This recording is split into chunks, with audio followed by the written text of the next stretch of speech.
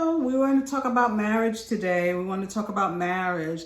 One of the things that totally blew my mind is that my prophecy on marriage got over 5,000, well, almost 5,000, like 4,800 views so far. If you haven't watched it, go through my channel. It should be the last video that was uploaded, and watch that prophecy. You need it. If you're single, if you're believing God for your mate, if you're divorced and you're thinking you might never love again, if your husband or wife has passed away, believe God for a God-sent marriage. God is empowering marriages in this season. I'm not going to rehash the prophecy, but go and find it, watch it. And even more than that, when you watch these videos, if it blesses you, allow it to bless someone else. Send it to your friend, text it, email it, do whatever you want to do with it. I think I said that before, but make sure that it gets in the hands of God's people, because He wants you to know this. He wants you to know that He has not forgotten you, right? So today I wanted to talk a little bit about submission. I got 2 revelations yesterday, and when I shared it, people were responding with different things, right? So here's the revelation, and this is on Facebook. If you're following me or if you're not following me, facebook.com/6figureyourpassion. And I might change that name only because I'm no longer using my Facebook for business. I'm using my Instagram for business. So if you want to follow me for business, that's Miss Princess Dom, and I'm on Instagram. I'm probably, again, going to change the name on Facebook, probably just make it my name so that it's easier to find. But anyway, follow me there and you'll get the prophecies, you'll get the revelations, the releases, and different things I send out there. But if you're watching this video and you haven't subscribed to this channel yet, you need to go ahead, hit subscribe, whichever side it's on, and hit the bell. The bell ensures that you get everything. So here's the revelation. God said, He said, tell them submission is about God's order, not a man ruling over you. So let me read that again. Submission is about God's order, not about a man ruling over you, right? So many women are hung up on, oh, I don't like that submit thing. If I have to submit, what does he have to do? Well, he has to submit too, but he's submitting to God, right? And then about a few hours after that, he said, many will miss the marriage move of God that he spoke about in the prophecy. Many will miss the marriage move of God because they made a vow to never submit to a man.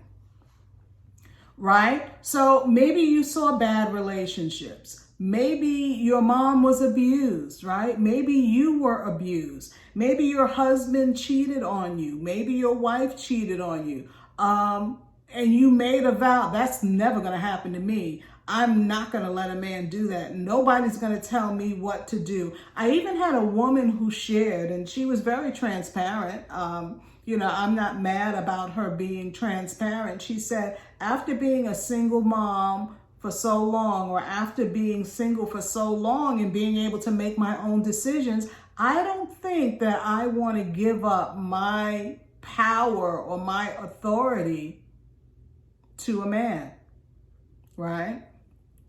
And I pointed her, I told her, go ahead and read my previous status, because God's clearly saying that submission, it's not about a man ruling over you or taking your power or taking away the ability for you to make a decision. It's just about God's order. We as women follow the man as the man follows Christ. And here's the thing, if you allow God to be the head of your search party, to be the head of your, screening process when it comes to a spouse, then you're not going to end up with a man that's going to try and rule over you, bully you, tell you what to do, make you feel bad, belittle you, abuse you many times. And, we don't know what we don't know. So I'm not like throwing stones. But a lot of times when we pick just whoever we want to pick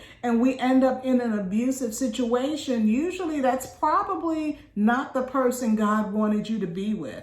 He probably wanted you to run that by him and wait for an answer. That's the key. Wait for an answer. Because a lot of times, we have no problems praying or asking God, is this the one? But then how long do we wait? How long do we sit still? How long do we seek him, right? And just wait for his answer. Wait for him to say yes or wait for him to say no. So many times we're caught up in the frenzy of what feels like love that we feel like, well, it feels like love, so this must be the person.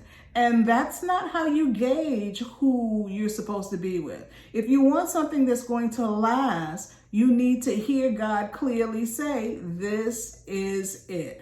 And I shared this on Facebook too. I share a lot on Facebook. I keep telling you, if you're not over there, you need to run right now and click like on my page, facebook.com/6figureyourpassion. But I shared over there, you want to make sure that just like you want God's best, that you are God's best for someone else. It's simple. It's simple. It's simple. A lot of times we make it complicated. We look at the worst case scenarios. We look at like what Chris Brown did to Rihanna or, there was a basketball player that beat up his girlfriend in an elevator. We see stuff like that. And as women, it makes us toughen up like that's not going to happen to me. But what I wanted to touch on really quickly before I go are vows. If you have made a vow to, I'm never going to submit to a man, I'm never going to this, or I'm never going to that, you have to break those vows. You have to break those vows. And I actually left my notes upstairs, but one of the things God told me in prayer is that when you make a vow, it can keep you in a cage. And I should preface that not just by saying a vow, because we can vow to God. We can make vows financially to a church. But when you make an ungodly vow, right? What it does is it puts you in a cage and it prevents that prophecy. Some people are like, oh, they prophesied marriage over my life 30 years ago, 15 years ago. Okay, but when we make any kind of vow, like you can't say what you're never gonna do. When you make vows, it puts you in a cage and it supersedes what God wants to do. Why? Because you spoke it out of your mouth. Why? Because you made a decree. Because you said, I'm never this, I'm never that. Like, I'm never moving to Chicago. Okay, but if you're saying that and God's ordained mate for you is in Chicago, then what you've just done is you blocked the hand of God and what he wanted to do and what he wanted to move you into. Here's a story. And it's a true story because it's mine, right? When I met my husband, I was living in North Carolina. I was having a ball. I was relaxing. I was enjoying sunshine. I was promoting my books. He lived in New Jersey. I formerly lived in New York, and I remember how cold the winters were. And I was not looking forward to doing that again. In my mind, I'm like, wow, God, it's cold in New Jersey, just like it's cold in New York. But did I make a vow? I'm never moving back to, the cold weather climates because I like it here. No, I didn't make that vow. I went where God needed me to go. So I moved to New Jersey. We moved to New Jersey and we lived there for a season until God allowed us to transition and move to Virginia, a little warmer, and then move to North Carolina. So I'm right back where I started, not the same city, but the same state. And I didn't have to block my blessing to do it. Sometimes our mouths I mean, not just women, men too, but sometimes our mouths say things that block us, and then we sit there looking like, well, why am I not married yet? What vows have you made? Yes, you need to break soul ties. Yes, you need to get deliverance. But what vows are you making, right? I'm never going to be like my mom. Okay, what if your mom was loving? What if she was an attentive wife? Just because she picked the wrong partner doesn't mean that we now make a vow that says, I'm never going to be like her. You need to be what God needs you to be. And that's where deliverance and healing and all of that stuff comes into play. So I wanted this to be really quick, not long and drawn out. But if you've made any vows, just begin to break it. I break the vow that I spoke, God, when I said I'm never going to do this or never going to do that, or I'm never going to marry a man with kids. That's key, because some people have said that, and you can possibly marry a man who has kids and that be the best relationship that you've ever been in your entire life, right? Yeah, we think in our minds, well, I don't want to deal with the baby mama drama, but who promised that there's going to be baby mama drama? You have to speak what you want to see in your relationship, right?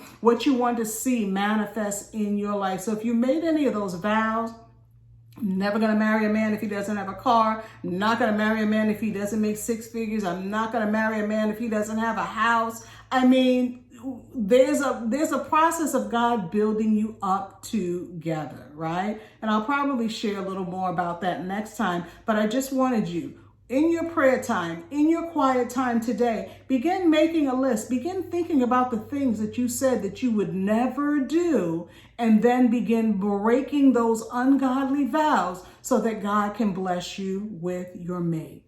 Amen. See you next time. Oh, don't forget to follow me on Instagram, instagram.com/Miss Princess Dom.